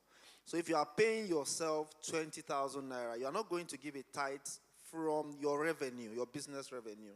You are giving that 10% from your salary, which is 20,000, right? So you demarcate your business from your person. I'm going to counter that though. I personally believe that your business should be paying tithes. That's my thing, and it works for me. But if it doesn't work for you, it's also fine because your business is also a separate entity. When we talk about branding, we also talk about business personnel. Your business is also a person. So if you want God to keep increasing what that business is growing, then why not pay the tithe? It's just 10%, honestly. Pay the tithe out of it, and it's going to keep multiplying. I know we're in the church though, but I don't know. So the thing is, I don't know, I'm not an island, right? But I feel like anything that has to do with spiritual thing, personally, I pay my tithes, to be honest, but I don't know about the business. Maybe I need to like attend other things. I mean, we're learning every other day, right? And if it works for you, I mean, your personal tithe is key. That's required as a Christian, right? It's not even an obligation. It's just what you're meant to do if you're a Christian and if you actually believe in what Christ has done, right? So, what would I say? For the business part, why I want to only talk about the business part is the point where you're not the only one running your business. Let's say you have co-founders. Okay, what if I have a Muslim co-founder? Do you understand? What if I have a Muslim co-founder? Do you understand? I mean, I think I like what he said. What is coming to you, I can bank on that. At the end of the day, you really can't track what the company's revenue and profit is 100%. Do you understand? No matter how good you are in accounting, you can't really say 100%. You can only, you can make some speculations, right? Oh, I'm not saying you can't get it, but 100%, even auditors will still need to go through and through and through. So I feel I think the personal thing works not to bringing conflict in your business. I mean, you're still running your business fully 100%. Looking at when investor come in. Okay, let's say investor gives you $2 million. You pay $200K out of that. That's a loan. Okay, what if it's a grant? Okay. What? I'm just saying, I'm not an atheist, let go. So if it's a grant, you don't have to pay the tithe, but from the profit you make off it, then you can decide. It's not by your fault, it's just what works for you, then you can decide. Okay, Jason. Just to add that, except you want to keep running your business by yourself 100% without external investors. But the moment external investors come into the picture, I can't be going through the balance sheet and I see a topic called tithe. It doesn't work that way, seriously. Okay, thank you so much to our panelists. Thank you so much, everyone. I hope we had a great time. I've learned a lot. So I'll just invite EABA. So let's appreciate them as they step down, please. Thank you. Is that the best you can do? Thank you. Okay, can we take pictures? Okay, great.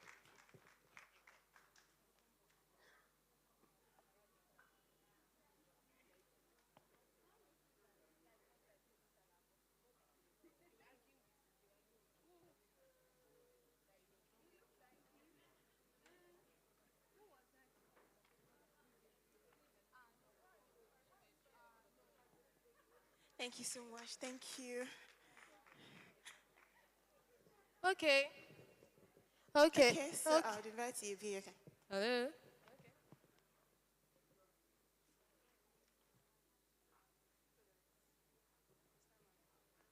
Okay, so I'll be inviting Laulu. Laulu is our games master. We're playing another game now. But hello, hi, do I have everybody's attention? If you're happy and you know it, clap your hands. No, I don't have your attention. You lied to me. If you're happy and you know it, clap your hands. Half of you, half of you. Let's do it again. If you're happy and you know it, clap your hands. Some of you are not here, but that's fine. That's fine. I'll take it. So right about now, we'll be going in. Lalu is our games master, and he'll be coming here to take games. But while that is going on, um, where there are, I mean, we have a lot of things that are happening here. I mean, I mean, when you were invited, I'm sure you saw a lot of the information. We have the trade fair village going on just right behind you. There are a lot of businesses displaying their goods and their products and their services. You can walk up to somebody. You can do something fun and spontaneous like I did today. You can, I mean, you can buy something, buy a nice outfit, buy a gift.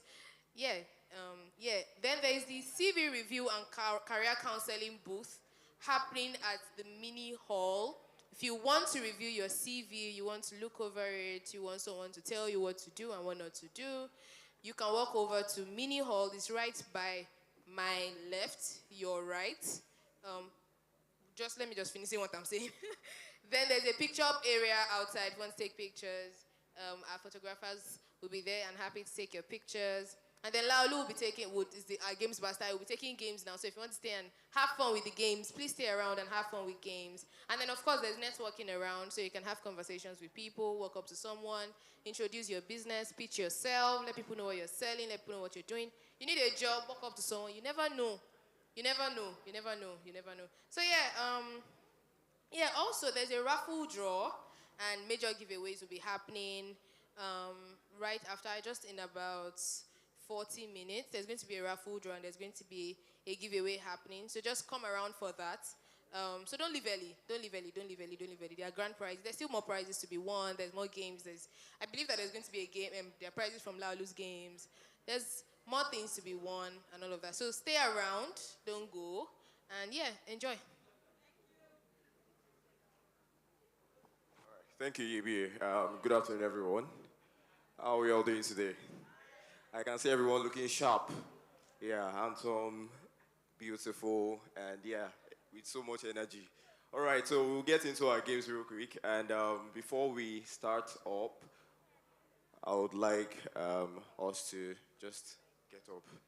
If you would mind just getting up for a bit. Okay?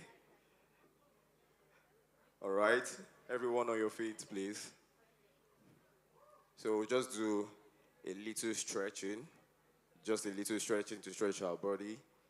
So I know that we've been sitting for quite some time now, so if you don't mind, just stretch a little. We are not stretching, no. All right. Okay, thank you. So we can sit. We can have our seat. So do I have everybody's attention? So if you are here, say, uh-huh, uh-huh. If you are here, say, uh-huh, uh-huh. Why are we all serious now? Nobody wants to play game. There are prizes, oh. Yes, now, there are prizes. Okay, all right, so I would need 8 representatives. Yes, 8. 8 people. So if you know that you are capable and you want to win a prize today, so just step forward. 8 people. I can see someone smiling, so you want to come forward, right? Okay. So, Uche. 8 people. Where are my 8 people now? There are prizes, or should I start picking us? So it's not a difficult game. So when you come forward, I will explain the game. So 8 people. It's not a difficult game. Honestly, trust me. It's not a difficult game. I promise you. So where are my 8 people? I'm going to unpick people. Yeah, Elijah, come forward. Uche, come forward. Let people see you so that the energy, yes. A round of applause for them, please. So where are you? 8 people. Courage. Oh yeah, step forward. Be courageous, yes. Where are the rest of us now? Elijah, you're not here. Don't worry, you'll play then. Ife, step forward. Be a gentleman, yeah. All right, Elijah, we have 4 more. Hello, sir. Would you mind coming forward? All right, yeah, a round of applause. So I need 3 more. Okay, 3 more. So because you are the only one seated here, would you mind coming? Yeah, thank you. Appreciate, appreciate. So we have 5, 6, 7. One more. 3, 4, 5, 6, 7. One more. Okay, Chi. All right. Yes.